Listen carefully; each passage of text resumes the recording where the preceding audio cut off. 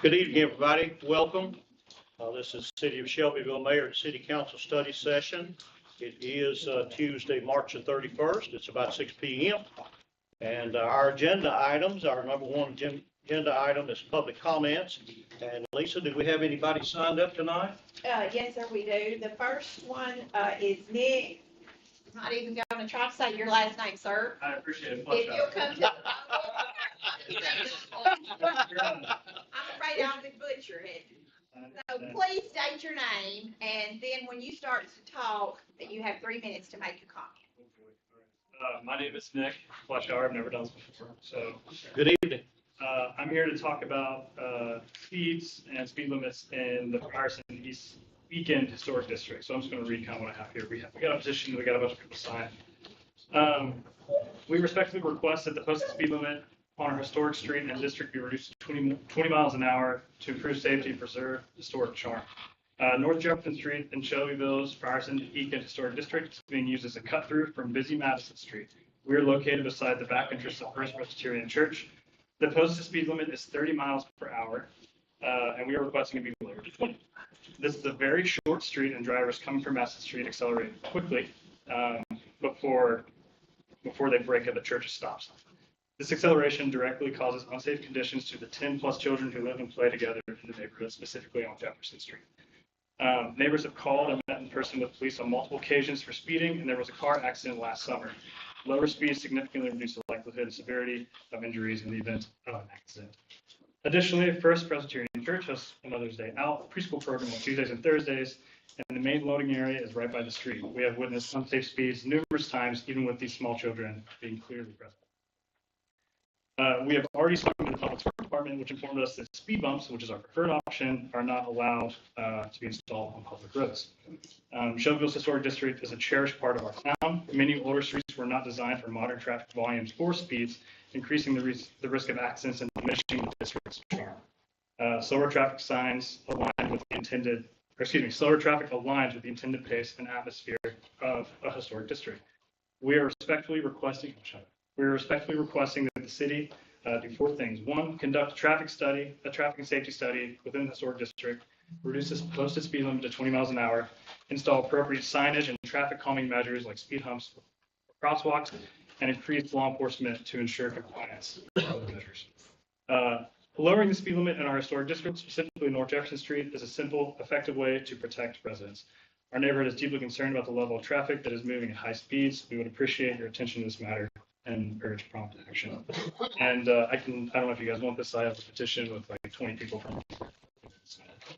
So I get ahead of time. You need to copy that, don't you? I'll take it. If you need a copy, I can get a copy and get that to you. Sure, I'll take a copy. Oh, thank you. Thank you. Am I done? Did I do good? Thank you, sir.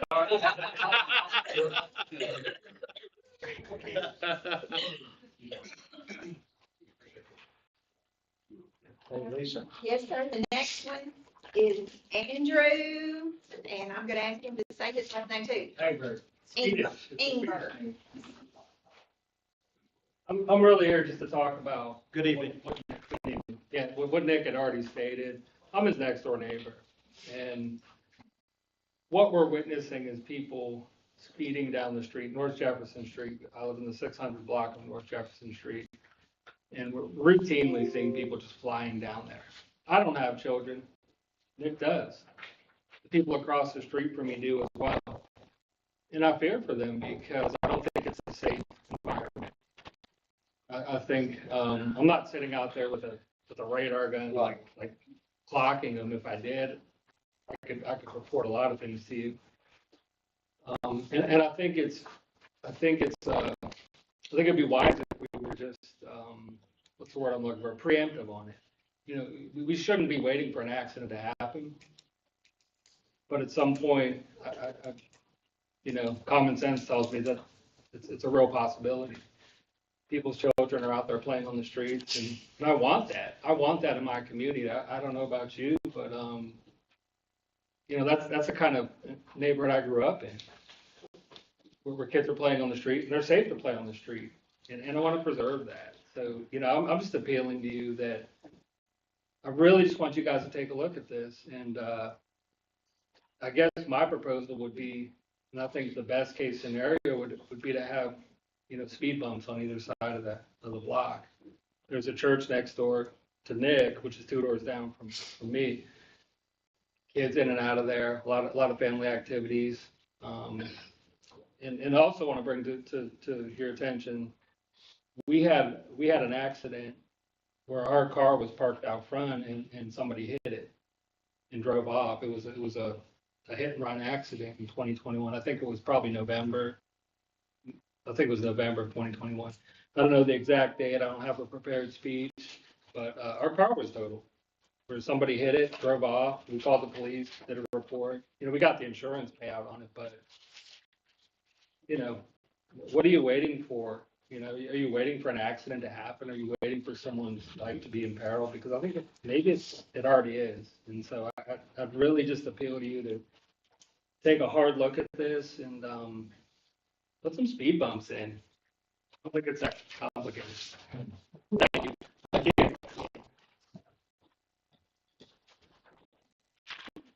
Mr. Mayor, I don't have anyone else signed up, but I do want to, let everybody know we are adding to the agenda tonight. Under discussion items, number 5 will be a request from the Shelbyville Power Company. Oh, that's straight. Yes, and I did send all that out earlier this week, but I didn't get a chance to let you know about it, to add it. But other than that, I don't have anyone else signed up. Okay. All right.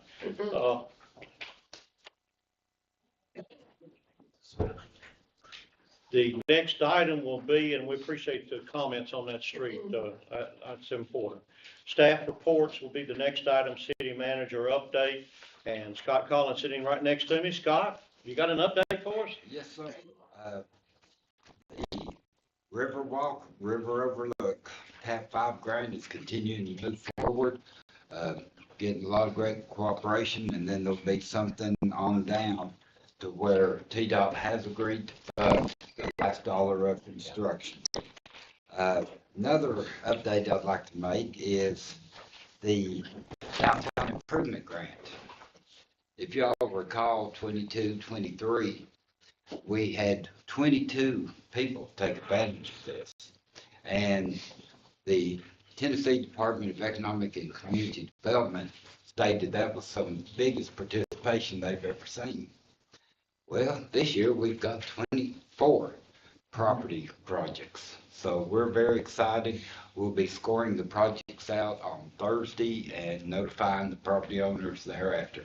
We've got 250,000 funds available for privates, but we've got requests totaling over $511.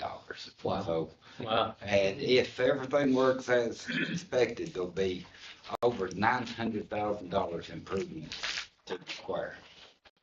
And lastly, July 3rd event. Y'all know what a great event Parks and Recreation puts on every Independence Day.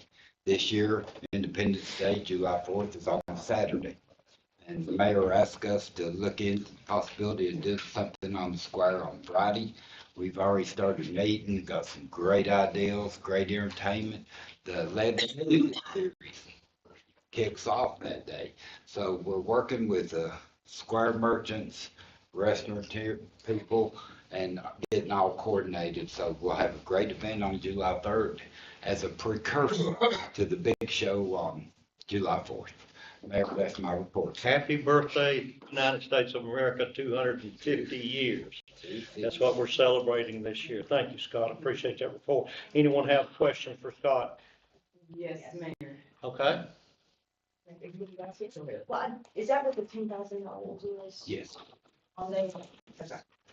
Because I was looking at the numbers before the meeting and was just wondering what that entailed and who decided to do that and what amount and all that came about. It's the Christmas committee, the same folks that work on Christmas.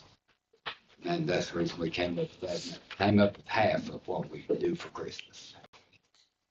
But we don't have to vote on that, 10,000? No, Well, you will be in essence by Yeah. budget amendment, and you all could choose to remove that from the budget amendment and not fund it. So is this the heading of this, is it a city thing or other merchants or retail involvement? Are there sponsorships? We're not soliciting sponsorships at this time, but we could. Now, the Levitt Music Series, which happens on the same day, it's already sponsored through Cooper Steel and the Levitt Music Grant. So we're piggybacking off that to an extent. Along those lines, did you get a okay from the county on their portion of the fireworks? Not yet? That was officially tabled until next month. Okay. Okay. Good questions, ladies. Anybody else have a question? All right, let's move to our discussion items. Number one is a local tourism grant, the American Mule and Bluegrass Festival. And Scott, if you would update us on Mr. Marty Gordon's request. Yes, you all should be familiar with Mr. Gordon. He's been coming to Shelbyville for several years at the celebration grounds. Great event, great exposure for Shelbyville and high attendance. And just like last year, he's asking a tourism grant in the amount of $5,000.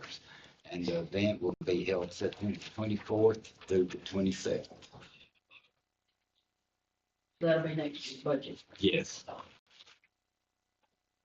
And that'll come from the hotel motel. Yes. Yes, sir. Questions? Can we drop back one thing to the fireworks and the county and that sort of thing? The Sure. 50 celebration. Sure. I think we ought to give our Parks and Recreation guy the applause. I really do. He stood right there, and Commissioner Pinson and Commissioner, what's that other cat named Davis? They just blasted him. They blasted him. That pimp. And I hope y'all are watching, because he didn't have to do, they should have done that. I ain't gonna say that, I'll say something bad if I do, but give my man credit, he didn't fly off, he didn't go off on them, he stood there and took it like a man, but man, that's terrible. Thank you, Trevor. Okay. Let us know if we need to help you go with you, okay? We gotta get him a gun. We'll walk in as a group. All right.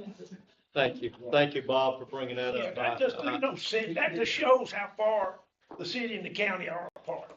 That's a perfect example. Well, if I may, Mayor, Yes, this is the United States of America, 250th Yeah. birthday. right. I mean, we should have started celebrating 1201 on New Year's Day. I mean, this is the greatest nation in the world, and Councilman, I agree, we all ought to be together and let's fly the flag high. Yes. Can I ask one more question about that then? So if music festival, sing, Yes. and if we got sponsorships and music going on out there, what is this money going to then that we have to vote on budget? Decorations that will be not only for this year, but years to come. We will have some things that says about the 250th, but most of it will be, we're going to paint the town real popular and hope to continue it on throughout the years. We've also had a conversation with the former headliner of Dollywood, Mr. James Rogers. He's getting ready to get honored by the General Assembly for the 50th anniversary of his song Fly Eagle Fly.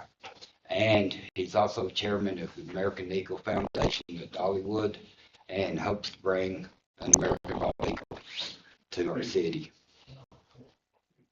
Are we the only ones putting in on that $10,000? At this point, and it can be reduced or it could be killed right here. I mean, Yeah, if somebody else doesn't kick in, I'd like to have it. Ask the county if they want to help. no. Who's gonna go this time? Okay, good questions. And yes, we need to look at that and see if everybody's gonna work together on that. I agree with that. Okay, any other questions? Very good. That's what this discussion is all about. Okay, the next item is power board positions, application notice. Based on the information that we have here, it looks like we've got 2 power board seats up for appointment. The seats are currently held by Thomas Johnson and David Coffey. The new appointments will be for a 3-year term. Looks like request is to authorize Lisa. Lisa, go ahead and read the rest of that. Requesting. Yes, sir, I'm just requesting, the normal motion on your business, meeting to authorize me to put that out for applications. Mr. Coffey, Mr. Johnson are, of course, eligible to reapply, but they do have to reapply if they want to keep their seats. Anybody else can apply. There are some qualifications that go out with the, that are set by your charter. Right. And they go out with the applications. People have to meet those. So once we go through that, make sure when we come back for your May study session, I'll have all the applications and we'll discuss then how many, how much time you'll need for the interviews, which will take place before the May business meeting. Okay. And then the appointment will be at the end of the May business meeting. Thank you, ma'am, and we'll have that on our website, and probably listed in the Times Gazette and Bedford County Post, Yes, sir. That's right. and Shelbyville now, probably. Yes. For my benefit at least, could I get a copy of that portion of the order? Absolutely. And if there's any verbiage from the Shelbyville Power Water and Sewer, if their guidelines or what have you, if they have those, that pertains to applications and their qualifications. It's just ours. It's just Ms. Bellhouse, did you got something? Did we have that changed in our charter revision that's at the legislature? I don't know if it's finished. Yeah, It's not going. It's not. about Scott Finished. serving that part of it, We didn't. and the Was it I guess the definition? identification, yeah, It hadn't gone through yet. has not gone through yet. But Will it go It's in through, the process. will it go through before the April 24th? But for this Well, you year, won't, everything's you'll the same. vote in May. Yeah, what, Until the governor signs. yes. Get it. What we currently have is what the quality, which there's not that, I mean, the main change on it was Scott, the city manager's seat on the board. The other was just cleaning up the language to match what we have already put out by resolution. So it really doesn't change the qualifications based on what we already have. So after the governor signs, Then it comes back to this board for Okay. ratification. okay, and you are free to get up at any time, or how does that work? Does it, Once we get that approval and come back, then according to I the will recommend an appointment to that, yeah. thank you. Is that correct? And then it'll be confirmed by the city council? It's a council vote. Yeah, yeah. Okay. Thank you, folks. Good questions. Anybody else have a question on that? All right, number 3 is Winnett and Associates, PLLC engagement letter for fiscal year 25-26. Who's gonna handle that? Hey, Wow. our treasurer. I'm not gonna handle it, but I'll make an announcement. We don't have that yet in hand, but we hope to have it next week for the meeting. They're still working up the contract. Okay. They're a little bit busy during tax season, All right, okay. but hopefully we'll have it sent out first of the week. All right. Thank you, Kay. Any questions on that, folks? All right, number 4 is a TAP 5 amendment. Last dollar construction funding match for the River Walk and River Overlook.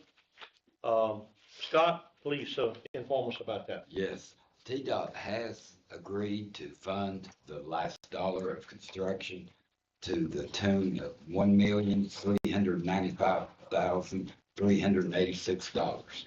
Now, this is for construction, and it's an 80-20 split, so the city's matching on that will be $348,846. Okay. The total project cost is now $2,499,076. and the city's, match on that, which a portion of it has already been allocated.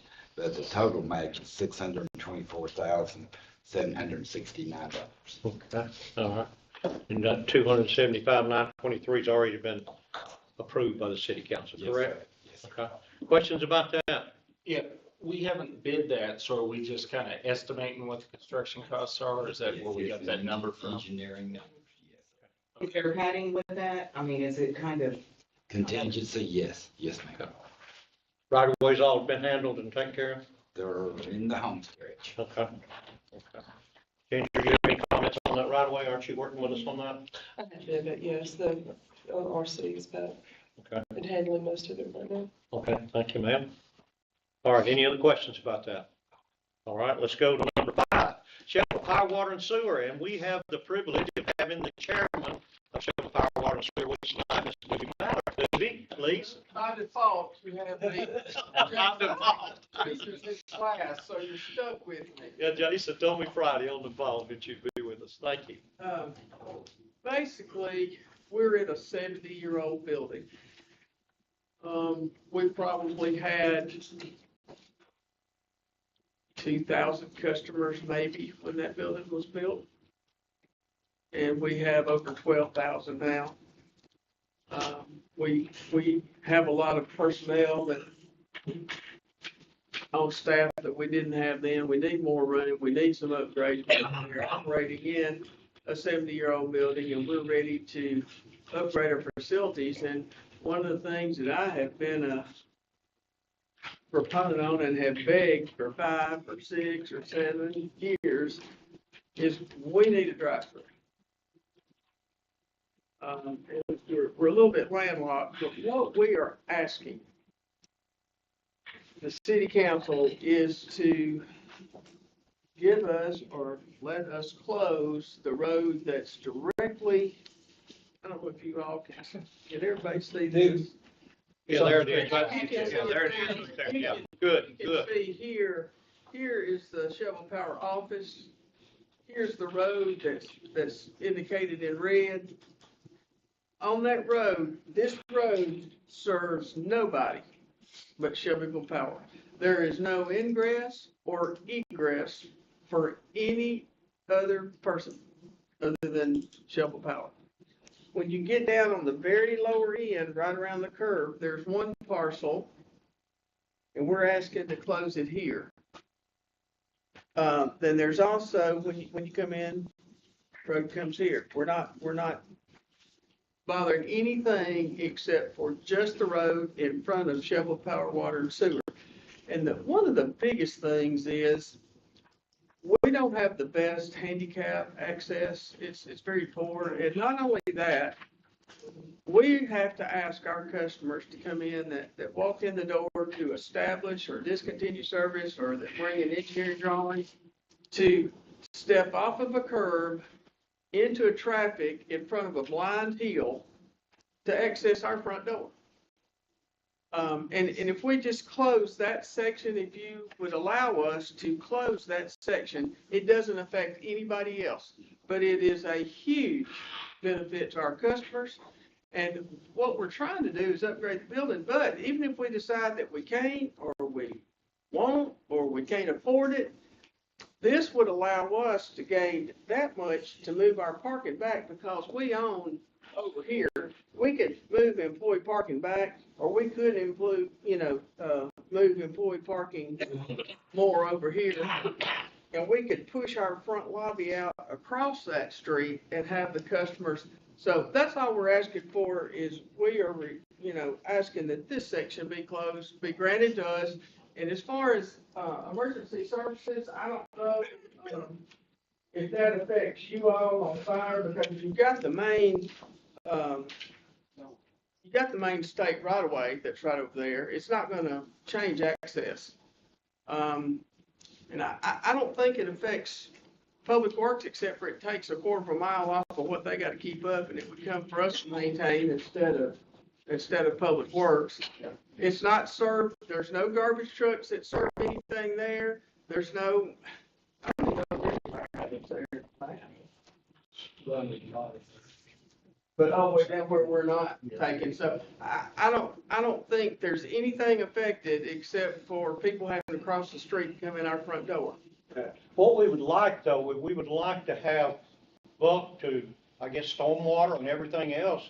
If that's closed, would we need to look at all of that before a decision is made? Yeah, any right of way, I think Ginger can speak to this too. Any right of way that the city is gonna give up, there's a process that we have to go through in order to do it.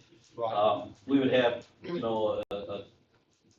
per se, a traffic study to see what the real effects of it are. Yes, sir. By closing that, and go from there and give you the opinion back, but I think that's how we'd have to do it. And Mayor, we would take it to the planning commission that what first. you did on Brownstone? And it would have to go to the planning commission is what We would Ginger said. recommend taking it, we would take it to the planning commission, a pre-planning process, so all the different departments can look at it. That's how that works. Yeah, but we will consider it. I understand exactly what you're trying to do to get those people from walking across. Nobody else is affected. Yeah, It's a huge benefit to the system, right. but it doesn't really affect anybody else. And we'd like to work with you on that. We just gotta take the steps that we're supposed to take. Buck has to go through that process, and Ginger has to go through the process. So anybody, chief, do we have to do anything from police or fire or anything like that? Do we still have a sign on the city square that says Lynchburg that way on that street? I don't believe we do. Because we took some of that signage down when they repaved and put the lights and stuff up, yeah. As many trucks that have been going through there lately, they've taken down a lot of signs, so that's good. Who else has comments or questions? So that chairman did ask, and I don't think it was too well, but she asked something about is that the same process as Rhinestone? You know, we've done the pedestrian for that. When that street got closed, is that, I don't know how that got. We haven't completed it, but yes, that's what we were gonna do. We haven't completed it. What is lacking on that?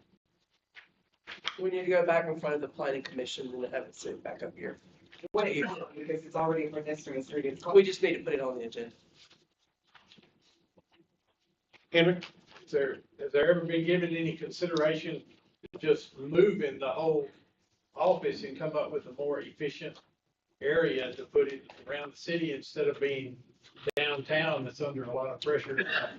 Well, we thought about it, we don't know that it would be more efficient just because of the proximity to the water plant. The other thing that is on this is our line truck shed that nobody has access to that except that's where the line trucks live, some of them, and when they come out at night for emergency services, they're stored here, and like I say, they're the only one that have access here. Down here, this doesn't limit access to the bottom land down there where the ball fields are. And we have thought about if we decided to go to another location, but the proximity to water plant, the line, the shop, but the biggest thing, Henry, is the fiber hub. And that is the number one, well, I won't say it's number one, but that's a big obstacle, is all of the fiber hubs. Your fire trucks, not fire trucks, your power trucks, Line utility trucks, line trucks, bucket trucks, do they come out now and they go all, which direction do they go? According to where the call is? Well, They may turn up that street that we're talking about closing, or they go on over to, well, it would be just close to our traffic. I mean, it wouldn't be through traffic. Okay. You know, I mean, they would still come out and come over here and go down or okay, go to the square or, you know. It just wouldn't be a through street anymore. okay. And people wouldn't be going through there. They would have to go out, through the parking lot or, Yeah. you know, I mean, they'd have to come out and come around through our parking lot or something, but Okay. we'd work that out. It Okay. wouldn't be at your expense, it'd be at ours. All right, so the next step will be, Scott? We can get our procedure going quickly. Okay. And Yeah, I knew that, hopefully yeah, have no, the And you our said- consulting engineers, of course, Scott's on our board and Mr. Christie's on our board and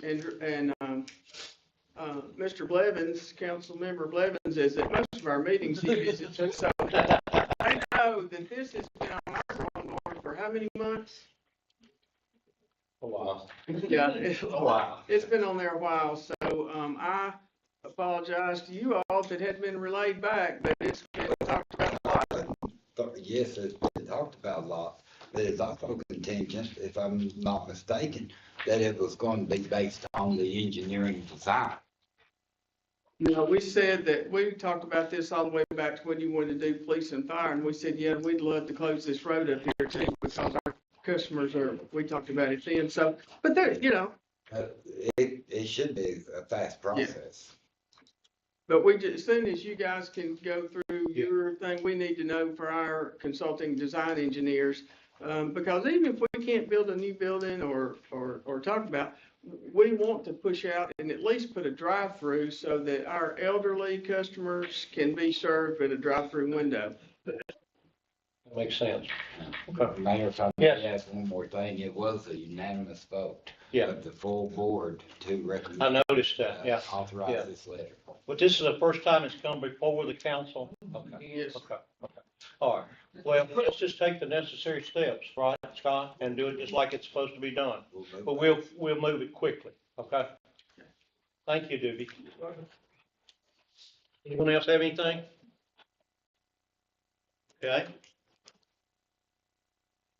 All right, the next item is old business and ordinance, public hearing and second reading, and ordinance of the Shelbyville City Council as amended in parentheses to approve the Remington Farms Plan Unit Development Regulating Pattern Book and amending the official zoning map by rezoning to planned unit development of approximately 158 plus or minus acres on Union Street, identified in Bedford County, Tennessee tax records as tax map 079, parcel 47, 47.0, 47.02, and 47.03, unfavorably recommended by the Shelbyville Municipal Planning Commission, and repeal any ordinance or part of an ordinance in conflict herewith.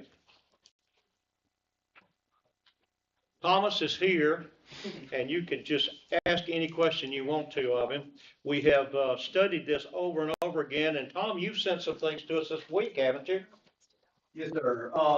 Actually, it was yesterday. This Was it yesterday? this right here? It was yesterday. Yes, I received that today, but, yesterday I sent that an email that was coming, and it reduces the, because of, the owner, or the developer who had committed to the 7,500 square foot minimum lot size. Right. It affected several things, and, So one of them was the number of single-family lots was reduced from 400 to 345. 345, right? The townhomes, stayed the same, but then it also affected the green space, or the open space calculations. The initial, what's being provided now is 15.4%. And that increased from, I think it was closer to 10. I don't recall, actually, it's probably in my slides here. Let's see here. 20.73 provided? Is that what's on this drawing? Open space? 20.73 for the total. Okay. Yes, including the formal open space. Okay. And then. Formal open space, that's like for the kiosks and pavilions and stuff like that, 9.5 acres, is that correct? Yes, sir, that's the active open space. Okay. So this was, what's on the screen now is what was originally, Okay. All right. what was in the last iteration of it. Okay. So you can see the changes now was 13.8 acres, and now it's closer to 20.73. Or actually, what was provided before was 14.3, and it increased to 20.73. This is not on slide, right? This is, that's correct, sir. I didn't have time to look at it. Came in late. Well, I should say came in after.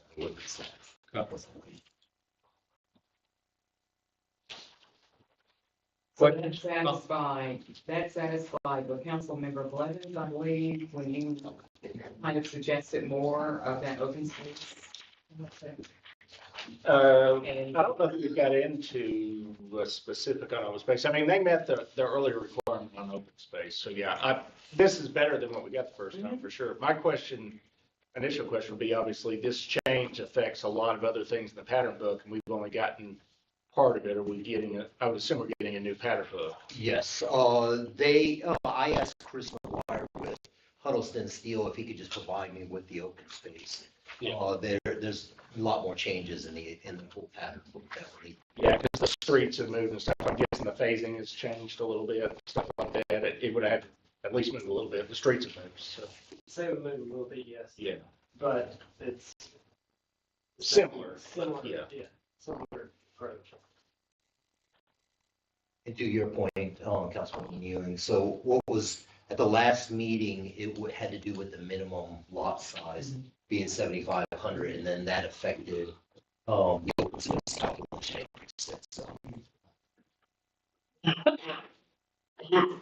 I know we had this discussion, I guess, with the councilman. I guess we should have it again. He's here. Did our planning director commission chairman want to speak on the fact that we've had pretty significant changes to the pattern book? Kind of what the feeling was from that side of the aisle. Be glad to. Yeah. Mr. Warren Landers, chairman of our planning, commission. Well, after y'all's last meeting, it did bother me the way it happened. And I went and spoke with Scott about it, and he agreed that I might ought to come and explain what happened. When this came before the planning commission, it did receive an unfavorable recommendation. Before that vote was taken, the developer had requested a 30-day variant. He wanted a delay for 30 days to make some changes. That this was one of them. There were several other procedural things. When that motion was made and voted on to give an unfavorable recommendation, all that just vaporized. It just left. Well, when it came to you with an unfavorable recommendation, and y'all turned around and voted for it, as presented, they didn't have to make those changes. So that kind of got left in the lurch, and that's what bothered me. Wasn't that I was against the development. It was just our job as a planning commission is to make sure everything is following the rules. It's y'all's job to decide if it's good for Shelbyville. It's not ours. We just make sure the rules are followed. And I don't feel like the rules kind of got followed here. But now, and it's a testament to the developer, they came forward and really didn't have to, if you really think about it, and make these changes because y'all had already approved it. And if y'all go on to this second reading, they're in and they don't have to do squat on the new changes. But they came in on their own, and you see what they changed. So with these developments compounded with what I just told you and these significant changes to the pattern book and all that, and I want to smack myself before I say this because I hate it when y'all send stuff back to the planning commission and we got to regurgitate it over again. But I do think this is one time it should be sent back and let us make sure if this is going to be a development, we want the best development that the city can have. And like I said, just want to make sure everything is done correctly. I think the developer, they're good people. I think they're going to do that. And obviously they demonstrated their willingness to do it because they did this on their own. That's all I've got to say. Any questions? Thank you. Thank you, sir. Appreciate your work. We've all volunteer on those committees. These folks are, Mr. Lander's been serving on there for 20 years. 26. We just want to do what's the right thing. Okay, of course, we're not going to do any voting tonight. This is give you food for thought of what we need to do. I think that there were some questions the other night in the meeting Tom and from Ginger about procedural steps and things like that. Ginger, do you have to say, need to say anything? My recommendation was, because there's so many changes in your planning in the pattern book, Uh-huh. you all can make changes, it may not necessarily have to be written in the document just then. We would have to be very careful in your minutes about what you were going to require, and they would have to change it afterward. But there's been so many. My concern is procedurally, things like that are supposed to be looked at by the planning commission. Right. And so that was my recommendation to you all on the 12th, is that it be sent back to the planning commission. Okay. Tom, you have anything that you needed to say? You had made a comment that night, you needed, No, I don't have any. no recommendation? No, sir. Okay. So is it actually votable if it were next week? Is it enough? Are there loose ends? I mean, to the point that you need to do. It's better than it was. Sorry. I understand it's better than what we voted on last week. Yeah, it's already been voted on once and passed on first reading. Okay, Scott, what do we need to do? Ginger, what do we need to do? Well, it's my understanding, Tom, you may need to stand up, I'm sorry. That's good. It's my understanding there have been changes in the actual physical document from last time. It was here on the 12th, that are different from what they voted on the 12th. Is that correct? That's correct. It was initiated by the, So our ordinance has to change. It has to be amended. You can't vote just as the ordinance was when you did it on first reading. And so you can go forward, but I will tell you the cleanest thing on something this large, this complicated, with this many people involved in it, I would send it back and start over. I would send it back to the planning commission, make sure they have their document the way it needs to be written when it hits the planning commission, and then it comes back to you for 2 readings. That's my legal recommendation.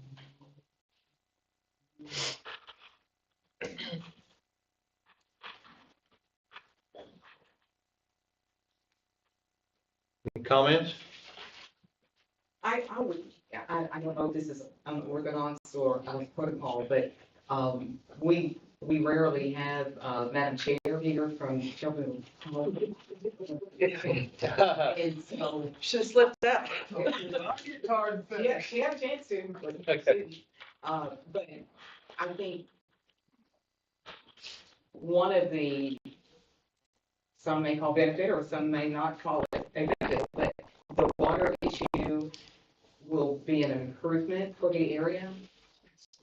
And I think that Madam Chair may can kind of reiterate that and explain kind of in a short synopsis of what might happen. I brought them out. You're the chair. Coming up. I'm hoping it wouldn't, but I did bring them out if you want to look at it. Will this be about water and sewer? We're gonna talk about both water and sewer.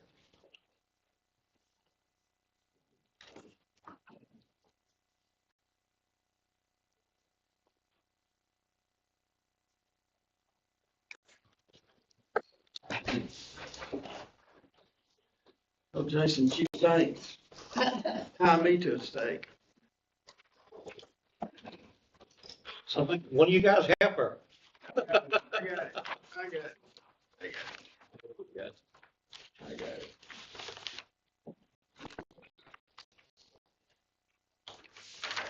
Basically,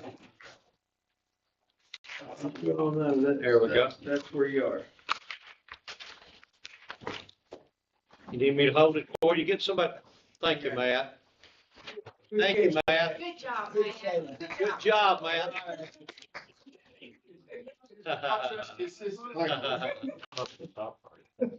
All right, Madam Chairman, you have the. I figured this was gonna come up, and I thought, well, when it does, what am I gonna say? And the first thing from the power board, just like Chairman Landers did on the planning commission, they've got a set of parameters that they work within, and so do we. And the first thing that we ask when there's a development of any kind from anybody is it within the city limits? Yes, it is. Can we serve it? Yes, we can. Will it negatively impact our system? No, it will not.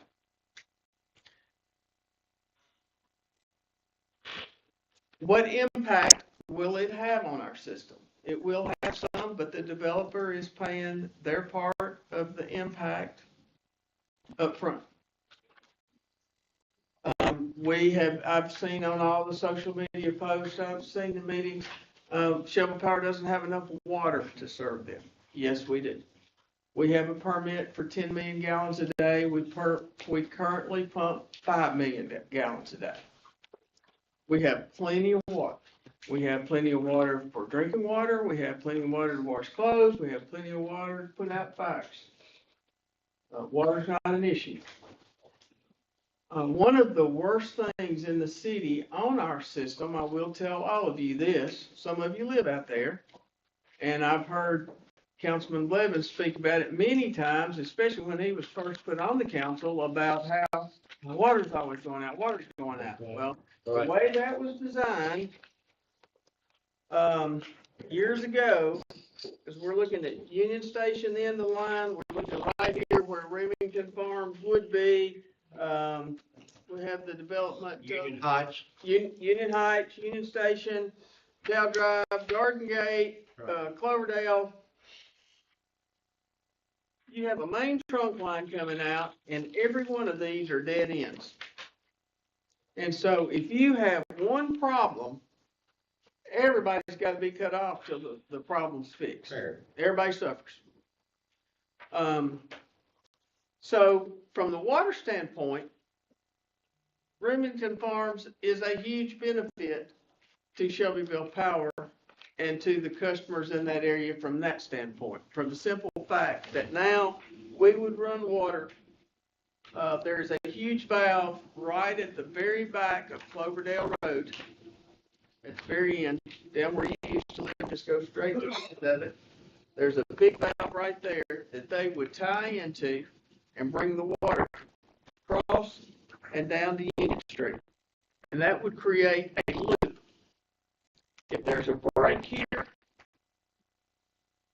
all of Union Station, all of Union Heights, all of that still is served because they're being fed off of this line while something back here is being fixed. And that line that goes back off Cloverdale ties back in where? Up on North Main up there? Here.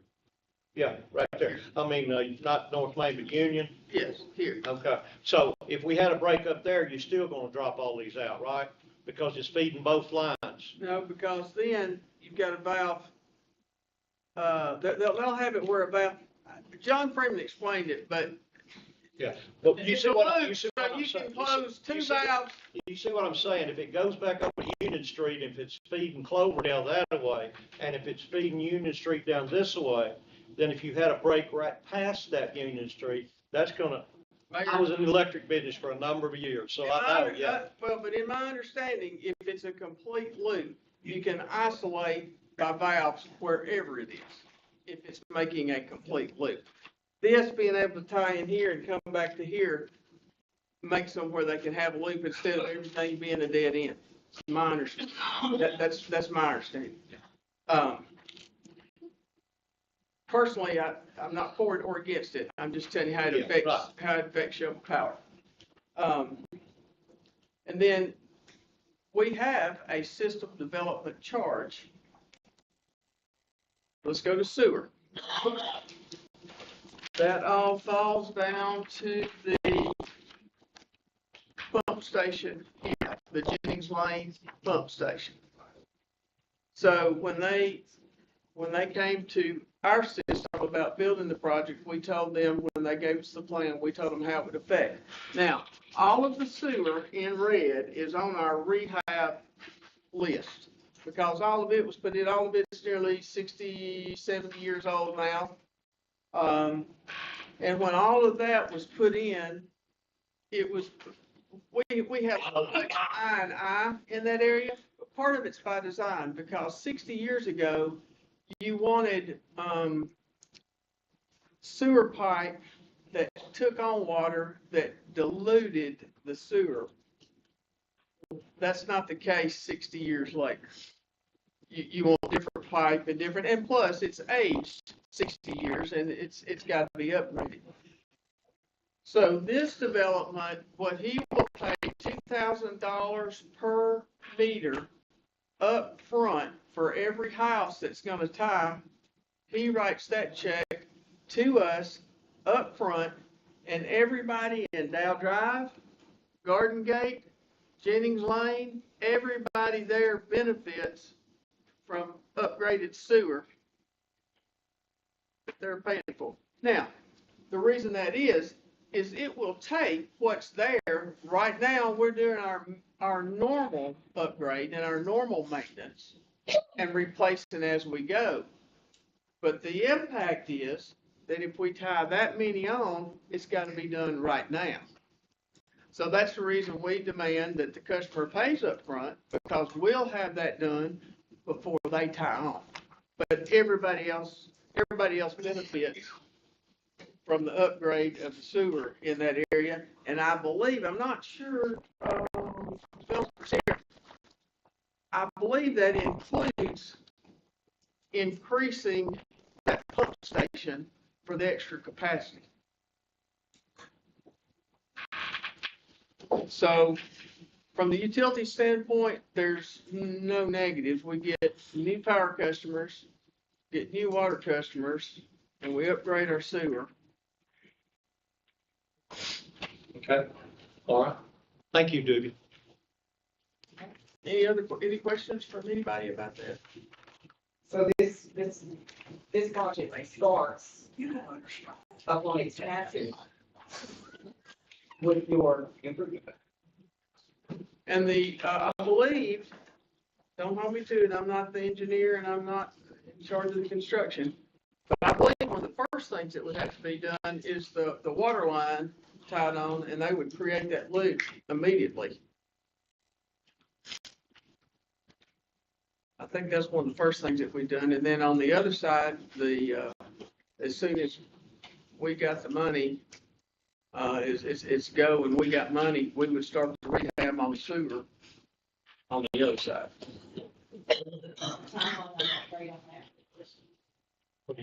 Oh, no, but it would be, I'm sure it'd be just like MTSU. The developer will be, we'll be waiting on them, they will be waiting. We've had sewer for quite a while at MTSU, and we're waiting on them to build the building, but sewer's ready for them. So how much more would we be dipping, or would it affect that 5 million gallons? Would it affect it? Would it? And we thought that maybe, I talked to John Franklin a little bit about this, and we thought the school, you know, I'm just going to use round numbers. Talking out of school, 500 plus toilets, water fountains, all the water that the school uses, that might change the numbers in less tap fee. But John said when he factored washing machines, showers, it doesn't affect us. So the change on the school versus from the utility standpoint it's not a positive or negative either one. Anyone else? This gives us something to think about for the meeting next week. Everybody, thank you, Doobie, for being here and giving that explanation. I appreciate that. Appreciate your work as a volunteer as chairman too, of that Shelbyville Fire, Water, and Sewer Board. Okay, new business. Ordinances, first reading. Ordinance of the Shelbyville City Council to amend the Shelbyville zoning map by approving the rezoning by deed description of a 5.27 acre portion of 11.15 acres, having received an unfavorable recommendation from the Planning Commission, a property owned by Michael Drew and Courtney Clardy, addressed as 933 West Jackson Street, identified in Bedford County, Tennessee tax record as tax map 88, parcel 62, attached as Exhibit A, illustration, Exhibit B, concept, from industrial I-1, industrial 1 to I-1 light industrial to residential 3, medium density residential, and repealing any ordinance, a portion of ordinance in conflict therewith. I'll just speak from the planning commission situation. Josh and I are both on the planning commission, and, the suggestion was to kind of look back at it, and it was brought back to the planning commission the other night. This was, not going to be approved as 11.15 because of the flood situation and things like that, and so, someone had mentioned about spot zoning, and they came back to us with this, description, 5.27 acres portion of it, to be, I think, zoned. Am I correct in that, Councilmember Blevins? Is that what we're looking at? Yeah, it was a split zone by deed. Yeah, split zone, there you go, not spot zone, split zone, yeah. Yeah, and I think the big discussion, and Tom presented to us on the slides, was unfortunately it got worse the second time around. Yeah. Because of the fact that there's now a public safety aspect, and we actually had some of our department heads that spoke on it on the slides, not in person at the meeting, and just said that they felt like there were some safety concerns. Yeah. And that's why it came back with the same.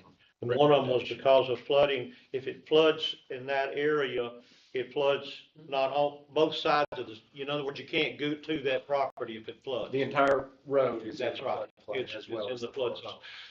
What was some of the other things? That secondary road they were talking about, maybe trying to cut in or something? Yeah, the split zoning didn't allow really good access. I mean, we were calling it industrial in the back. Right there, yeah. Require 100 feet of road access, Right. and they made up 100 feet of road access by just putting a little triangle at the end of the access. Denise been on there, and the other big concern was the split zone aspect of it.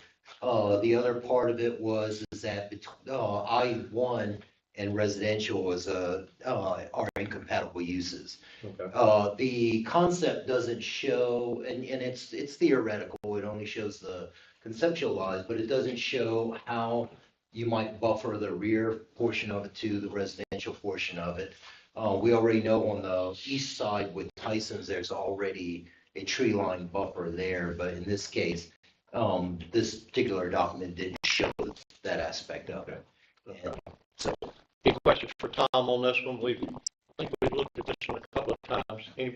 Anybody got any questions for next week? If you do, call Tom and our public works director. Meeting or two or something, or is he gonna try, is he gonna just start doing? No one's here, it came back unfavorable. You got 7-1. 7-1, yeah. You all Yeah. had sent it back, I think, wanting to see if there could be another way to accomplish this. So it went back into the planning commission. Thank you, Tom. Thank you, folks. Anybody else got any comments, questions? We were trying to encourage Mr. Slaughter to go more so with a cul-de-sac or a little subdivision. No, he's talking about, Tom, can you pull that slide up about the street? See Maryland where he's gonna come off of West Jackson and he's gonna cut a entrance in and put a street parallel to West Jackson or a roadway. I don't know if it's a street, a roadway. It wouldn't be a city street in front of those duplexes and then have another exit and entrance at the other end. I thought at one point in time that we did discuss maybe making it one with a cul-de-sac and putting those on everything. It was- It was discussed. It was thrown out as an idea, yeah. Yeah. and I met with the Clardy's after the last city council meeting, and we discussed it. And they were gonna come back, or I think they were encouraged to come back with a different concept. But they maintain the same concept except for the split zoning portion of it. So if they don't change their mind, this is gonna be every time we have a meeting, it's gonna be unfavorable. What it sounds like. Well, If they don't we change. can vote on it next week. Yeah. Yeah, we have to vote on it next week, Bob, but it was But they voted gotta on the planning mind commission change the other or night. something. Yeah. So, I do have a picture of. Did you have a cul-de-sac picture? I didn't see that. I do. It was from, you can see it in the corner there. See, the back part of that property is in the flood zone. The river comes up on top of it, if you get into flooding. On Coney Island, there's a Yeah, cul-de-sac version. On the island, oh, yeah. okay, cool. Yeah. Thank you, Tom. Anybody else have anything to say on that? All right, let's move to B. B, under new business, an ordinance of the Shelbyville City Council to amend the Shelbyville zoning map by approving the rezoning of approximately 1.35 plus or minus acres and approximately 1.69 plus or minus acre portion of approximately an 8.4 plus or minus acre split zone parcel, having received a favorable recommendation from the Planning Commission. Properties under the same ownership of Tyler Landers, addressed as 1910 South Cannon Boulevard and 1912 Highway 231 South, respectively. Identified in Bedford County, Tennessee tax record as tax map 100, parcel 43.01, 42.0, attached as Exhibit A illustration and Exhibit B illustration from commercial 2, C2 general business to residential 2, R2 medium density residential, and repealing any ordinance or portion of ordinance in conflict with therewith. This property is across the street from Dollar General on 231 South. Am I correct, Tom? That's correct. Dollar General, you can see it in this image here. It's just to the northeast of this parcel. Okay, and they'll have to work with the state if this gets approved to get their driveways where they come onto that state road, right? That's correct. Okay. Questions? That's two houses is all there. Is that right? Well, the next one adds another one? These are all, so this particular rezoning, ordinance. Yeah. This is a split zone parcel in this orange here. Right. And then the other one is this full, parcel here that has one house on it. This is a vacant parcel, 43 is. Right. So the rezoning will actually make this house conforming. And it'll remove the undesirable split zone. Okay, all right. Because that was commercial at one time, they thought probably Shelbyville was going to develop that direction, right? Yes, sir. I think they thought, yes, I think that's what they thought. And it is consistent, going to residential was consistent with the county's plan as well. They have the edges more suburban residential. And everything on the other side of the road is commercial? No, sir. Only Dollar General, or actually. There's a motel out there too. Yes, I think actually. That's right. There it is, sir. All these are commercial and only Dollar General. That's what I thought. Questions for Tom, anybody? Okay, thank you, Tom. C, an ordinance of the Shelbyville City Council to amend the Shelbyville zoning map by approving the rezoning of approximately 0.32 plus or minus acre split zone portion of a 2.6 plus or minus acre parcel and approximately 0.94 plus or minus acre split zone portion of a 3.07 plus or minus acre. Are you confused yet?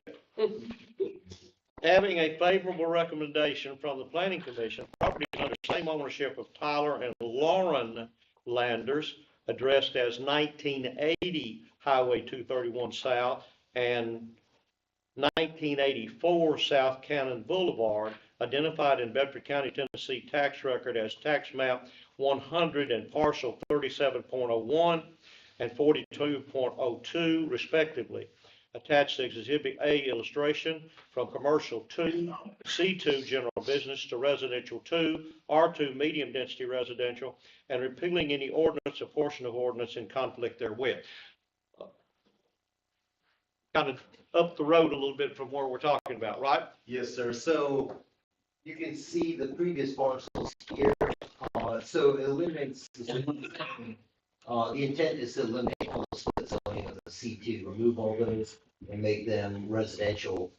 You can see they're all residential uses with the exception of that one, which is a vacant parcel. How many driveways total are looking at going on to 231 South, Tom? Of all of these parcels that we've got, just 2, or are they going to have more than 2?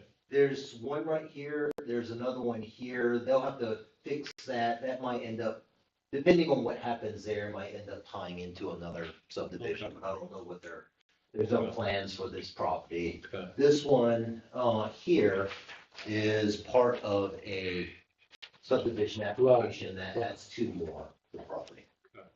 All right, questions for Tom, folks, on that one? Tom, is this part of that moratorium on Shelbyville Power, Water, and Sewer about where we can't? It may be. I don't know for certain if it is or not. John Freeman mentioned that this particular application came in before the moratorium was established, but I don't know for certain. If it is, affected by the moratorium, they just wouldn't be able to build any. They wouldn't be able to build right now. Yes, Doobie? On that, an update that you may not know about, Mayor, is they found out that that overflow, they're pretty certain it was a top that was not bolted down. Yeah, that's what Jason told me. Have you got it cleared then? We've gone back with a request. We expect it to be, but we don't have official. Okay, it's still, okay, all right. Yeah, Jason had told me about that. Thank you, Doobie. Okay, any questions about that, folks? All right, let's move forward. D, an ordinance to make amendments to the adopted budget ordinance as amended of the city of Shelbyville, Tennessee, various funds for the fiscal year 2025, 2026, the period ending June 30, 2026. And that's what Ms. Parker has handed out to us tonight, correct? Right. Questions on that? I think Councilmember Noel had a question on that 10,000 we were talking about. Anybody else have questions on those things? Take your time. Can you go page by page? Well, the brownfield is just the pass-through, It correct? is a pass-through, yes. So that's not actually our. I mean, we're spending some time and effort on it, but Yes. we're not, But we're like, we paid the fee and we're gonna bill them for the fee we had to pay. So it's kind of an in and out, but I've gotta show it on both sides, debits and credits, accounting, nerd stuff. Yeah. But there's no city match. Okay, good question. Anybody else have a question about what Ms. Parker has shared with us It's, on this one? Okay, all right. Resolutions. A resolution requesting the Bedford County Board of Education Commissioner to hold a, They weren't through looking. I'm sorry. Go ahead. Looking through to see if. I was just kind of looking, whatever. It's mostly stuff y'all have already approved, except for moving around some insurance recoveries and some donations, and y'all have already talked about the 10,000, that one right above it, the 7,500. Right. That's kind of something, The partnership with the county. right. One of them just kind of closing out the 231 North Business Park Fund. One thing that did come up on the last page, page 4, when I was talking to Paul, you know, the 6 million airport, and then we had the 5 million soccer, and kind of what we ended up doing on that was budgeting half of our match this year and half next year. Right. Well, in talking to Paul last week, we may have to go ahead and pay our complete $600,000 match on the 6 million by June 30. So that's why I'm going ahead and put another $300,000. That'll get it down. There's a chance we may not have to pay it by then, so they don't have to rebudget it for next year. But it needs to be there in case we need it. Did Paul tell you that he had told us originally that they thought they might get another grant to cover that 600,000? Did he say anything about that? That match He's that we trying were to gonna get a have? grant to cover part of the match. I don't know if it's the entire match. Okay, I think okay. it may just be part on one of the 3 or 4 projects. We just put it back in if we get it, right? Right. Okay. Any other questions? Good questions. Anyone else? Okay. All right, resolutions. A resolution requesting the Bedford County Board of Election Commissioner to hold a general city election on the first Tuesday after the first Monday in November of 2026. We'll elect a new governor that day too, but city elections will be held then. And there'll be 3 city council and the mayor and, on that ballot. Okay? Any questions about that? Business items, none. Purchasing and bid items, none. Appointments, County Equalization Board, Joanne Gall, is that right? Yes, yes, sir. And she has agreed to serve again? Yes, sir. She's the city representative on that board. There's only one city representative. Thank you. Other business, we have none. Announcements, Miss Lisa Smith, city reporter, does a great job on that. Lisa, please. City administration offices will be closed on Friday, April the 3rd, in observation of Good Friday. Spring cleanup will be April 20th through April 23rd. That's on your regular trash collection day. Have your stuff out on the curb by 6 o'clock. You can find the rules for the cleanup on our website, under the Public Works Department. Are y'all closed today for Good Friday? I don't have, no, that's when you make up your Thanksgiving Day, right? Okay. Correct. Any announcements from department heads that we have here? Okay, let's adjourn.